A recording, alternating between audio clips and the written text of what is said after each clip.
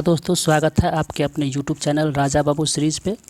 पिछले वीडियो में हम लोग सेट नंबर 7 तक सॉल्व किए थे। आज के इस वीडियो में हम लोग सेट नंबर 8 को सॉल्व करेंगे। चलिए साथ मिलकर सॉल्व करें।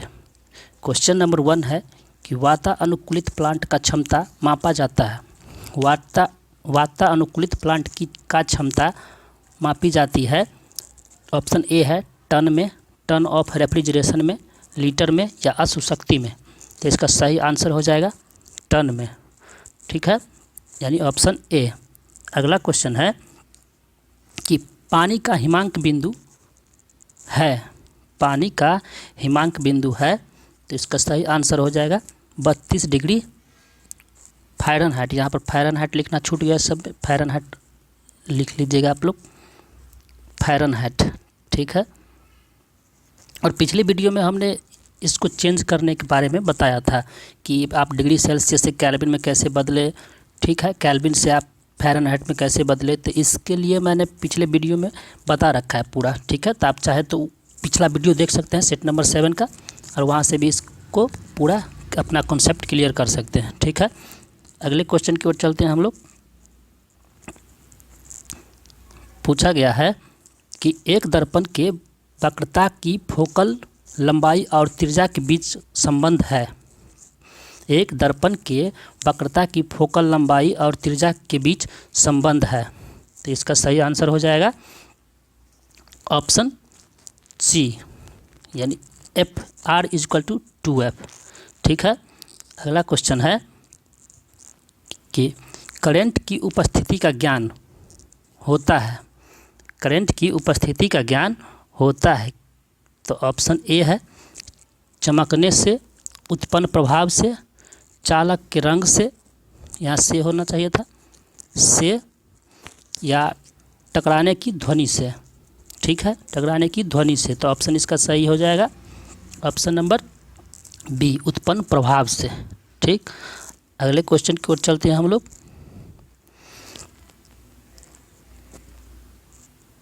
ऑप्शन क्वेश्चन नंबर 5 है कि निम्नलिखित में चालकता का मात्रक है, चालकता का मात्रक क्या है?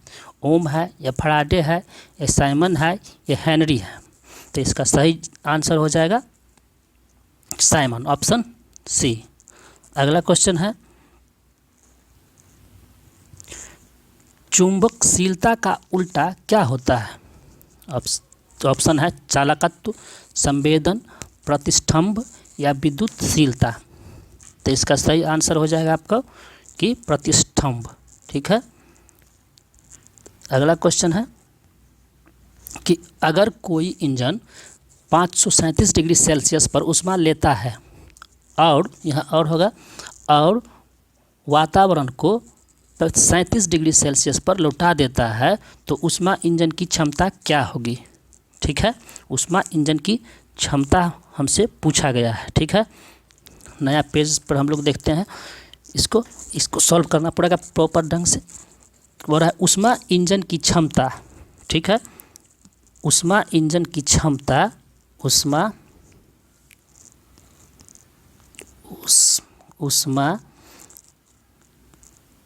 इंजन की क्षमता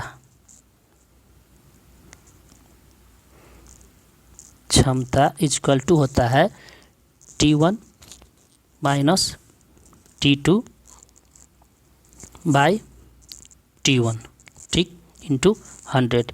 ये इसका क्या है फार्मूला है कि ऊष्मा इंजन की क्षमता equal to T1 minus T2 by T1। ठीक है, तो यहाँ पर देख लीजिए आप कि यहाँ पर दे दिया गया है T1 ये हो गया, T2 ये हो गया।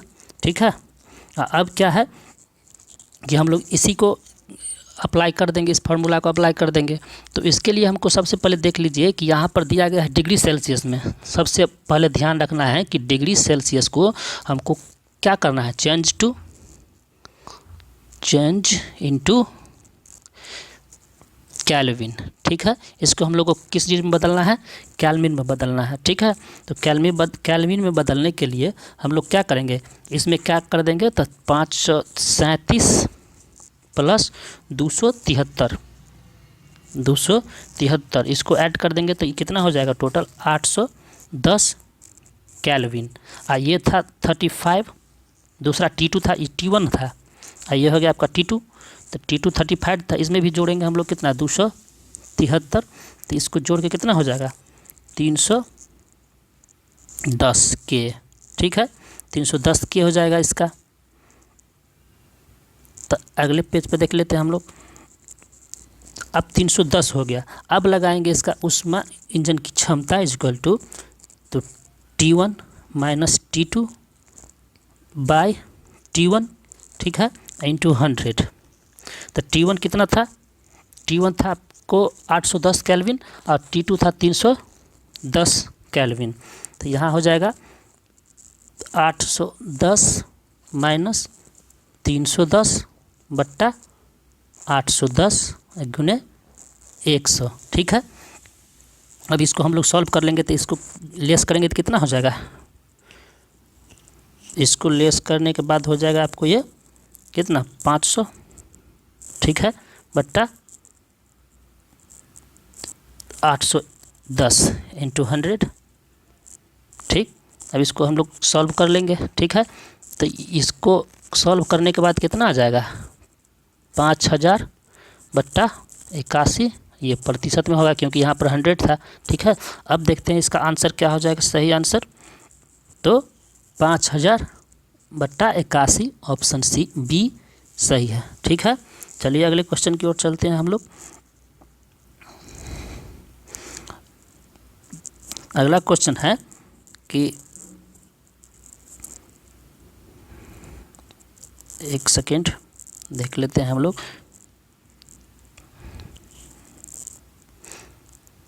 अगला क्वेश्चन है आपका, किसी वस्तु का भार यानी मास 20 किलोग्राम है, पृथ्वी में उस वस्तु का भार क्या होगा, पृथ्वी में नहीं, यहाँ पृथ्वी पर होना चाहिए था। ठीक है, पृथ्वी पर उस वस्तु का भार होगा। ठीक है, जहाँ दे दिया है आपको G इक्वल टू 9.8 मीटर पर सेकेंड स्क्वायर दे दिया गया है। ठीक है, तो हम लोग को सबसे पहले पूछा क्या गया देख लेते हैं। तो भार पूछा गया है। ठीक है, तो भार का फार्मूला क्या होता है, W इज इक्वल टू क्या होता है M और G होता है। यहाँ M भी दे चुका है और G भी दे चुका है। तो M कितना है तो 20 kg इंटू 9.8। ठीक है, अब जब हम इस दोनों को मल्टीप्लाई करेंगे तो कितना आ जाएगा ये 196 न्यूटन। ठीक है, क्योंकि भार पूछा गया है तो भार हमेशा क्या किस चीज़ में होता है तो न्यूटन में होता है। ठीक है, अगला क्वेश्चन है, अगला क्वेश्चन देखते हैं हम लोग कि सभी जगह है कि सभी एसिड के लिए आम है, मतलब कॉमन चीज़ पूछा गया है इसमें, यहाँ कॉमन चीज़ पूछा गया है। ठीक है, कॉमन, ठीक है, पूछा गया सभी एसिड के लिए आम है, क्या है ब्रोमीन, क्लोरीन, आयोडीन या हाइड्रोजन। ठीक है, तो क्या हो जाएगा इसका सही आंसर, ऑप्शन डी हाइड्रोजन। ठीक है, हाइड्रोजन हो जाएगा इसका सही आंसर। अब हम लोग थोड़ा इससे जुड़े कुछ तथ्य जान लेते हैं कि इससे क्या होता है। अम्ल के बारे में हम लोग पहले, एसिड पूछा गया है नहीं, अम्ल एसिड के बारे में हम लोग जान लेते हैं। ACID एसिड, एसिड क्या होता है तो ये H+ आयन देता है। ठीक है, ये क्या होता है जल में घुलने के बाद H+ आयन देता है। ठीक है, और यह स्वाद में कैसा होता है तो खट्टा होता है, यह खट्टा होता है स्वाद में। ठीक है, इसका pH वैल्यू कितना होता है तो 7 से कम होता है। ठीक, इसका pH वैल्यू 7 से कम होता है। अगला है कि विद्युत का सुचालक होता है। ठीक है, यह क्या होता है कि विद्युत का सुचालक होता है। ठीक, और यह क्या होता है कि नीले लिटमस पेपर को यह लाल कर देता है। ठीक है, यह नीले लिटमस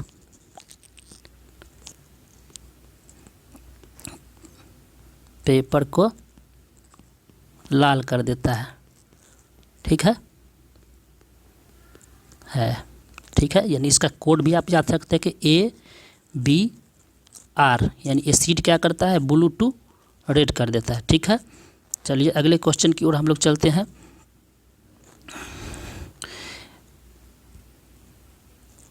पूछा गया है कि रेडियोधर्मी तत्व को रखा गया है। ठीक है, रेडियोधर्मी तत्व को रखा गया है किस चीज़ में, एक्टिनाइड में, लेंथेनाइड में, या आवर्त 6 में, या आवर्त 7 में।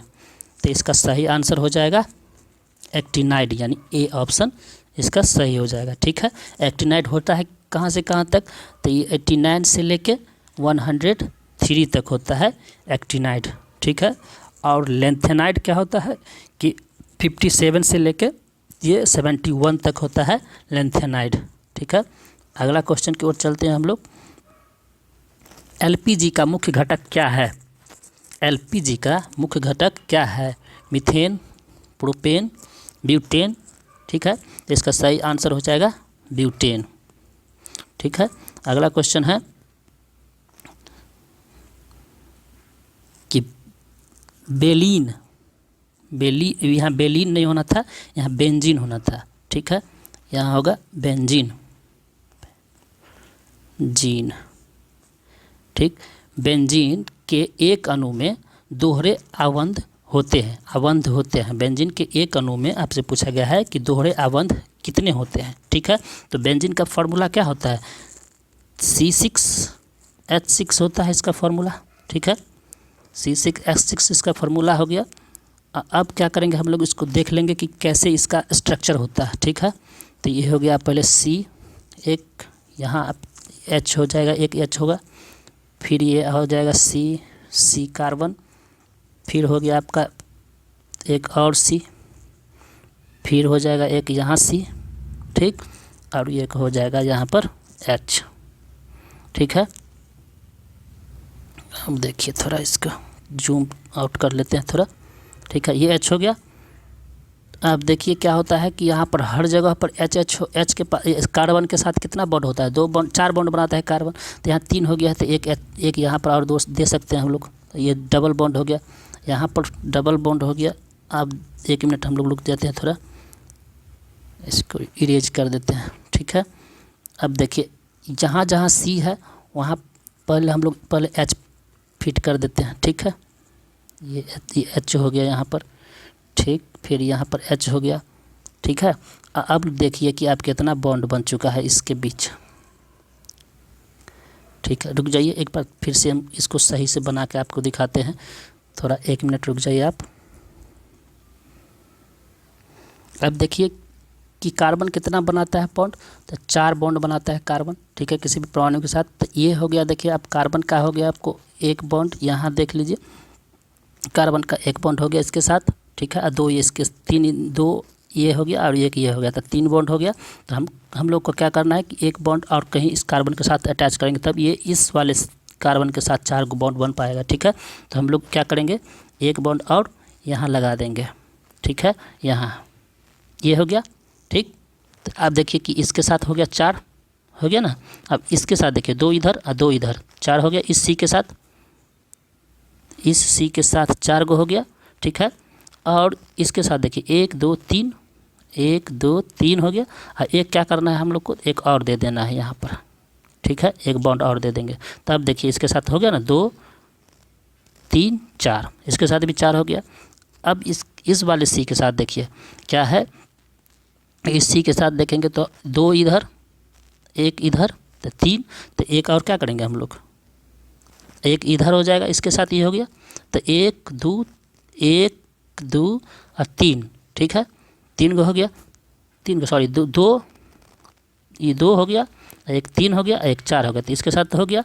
अब क्या करेंगे हम लोग, यहाँ पर देखेंगे तो यहाँ पर देखिए 1 ये है, 2 और 3, तो 1 बॉन्ड हम लोग को क्या करेगा, इसके साथ और अटैच कर देंगे। तो 1 बॉन्ड और ये अटैच कर दिया, तो कितना बॉन्ड हो गया, ये 4 हो गया। आप देख लीजिए, आप सब कार्बन, हर एक कार्बन के साथ क्या हो गया, 4 गो बॉन्ड बना चुका है कार्बन। ठीक है, तो अब क्या हो जाएगा, इसका कितने कार्बन के साथ पूछा गया है कि बेंजीन के एक अणु में दोहरे आबंध होते हैं। तो देख लीजिए आप डबल बॉन्ड कितना है, डबल बॉन्ड देखेंगे हम लोग कितना है, तो काउंट कर लीजिए आप, ये 1 ये 2 और ये 3 गो हो गया। तो हम लोग क्या करेंगे, आप आंसर इसका क्या हो जाएगा, 3। ठीक है, चलिए अगले क्वेश्चन की ओर चलते हैं हम लोग।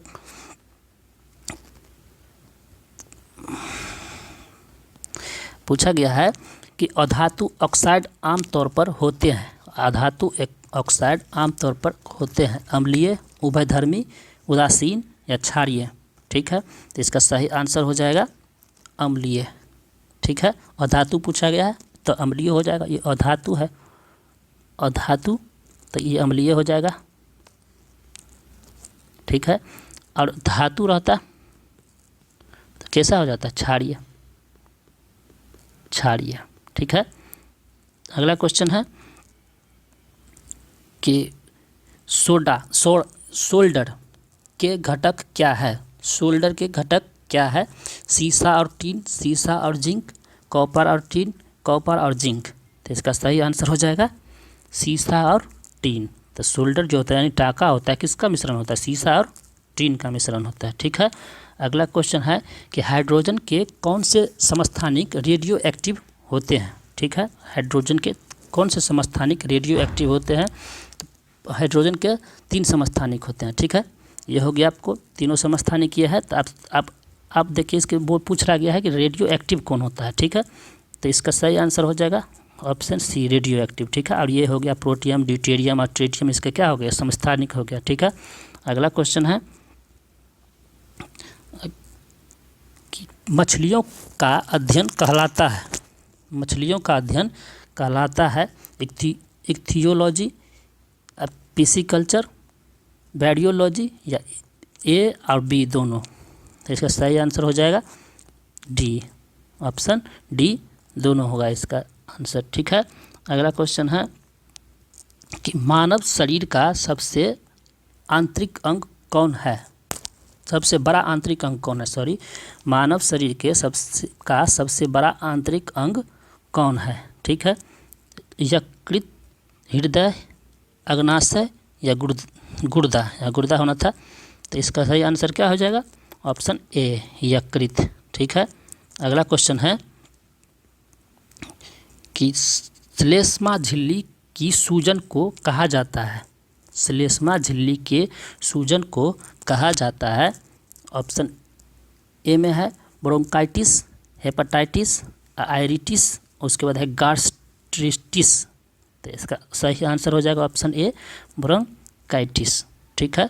अगला क्वेश्चन है कि सरीसृप के हृदय में कोष्ठकों की संख्या होती है, सरीसृप के हृदय में कोष्ठकों की संख्या होती है। इसका सही आंसर हो जाएगा 3, ठीक है, ये 3 हो जाएगा। और ये 13 होता है किसका, तिलचट्टा का, 13 कोष्ठक होता है तिलचट्टा का, ठीक है, तिलचट्टा, ठीक है। 8 होता है आपको केंचुआ में, केंचुआ में, ठीक है। और 4 होता है किस में, तो बर्ड्स में, बर्ड्स और मगरमच्छ में, मगरमच्छ में, ठीक है। चलिए अगले क्वेश्चन की ओर चलते हैं हम लोग। पूछा गया है कि लाल रक्त कोशिकाओं को और, यहाँ और होगा, और किस नाम से जाना जाता है, एरिथ्रोसाइट, ल्यूकोसाइट, थ्रोम्बोसाइट या इयोसिनोफिल्स है, ठीक है। तो इसका सही आंसर हो जाएगा एरिथ्रोसाइट, ठीक है, ऑप्शन ए सही होगा। अगला क्वेश्चन है कि मिर्च में चरपराहट किसके कारण होता है, ठीक है, कैप्सेथीन या हैनिन या लाइकोपिन, ठीक। तो मिर्च में चरपराहट किसके कारण होता है, तो कैप्सीन के कारण होता है, ठीक है। उसके बाद हो गया आपको ये हो जाता है मिर्च को लाल रंग प्रदान करता है, ये रंग प्रदान करता है कैसा, तो रेड मिर्च को, ठीक। यहाँ हैनिन के बदला में यहाँ टैनिन होना था, ठीक है, ये टैनिन यहाँ लिख लीजिएगा आप लोग, टैनिन। तो टैनिन क्या करता है, तो आंवला को कसैलापन देता है, आंवला को कसैलापन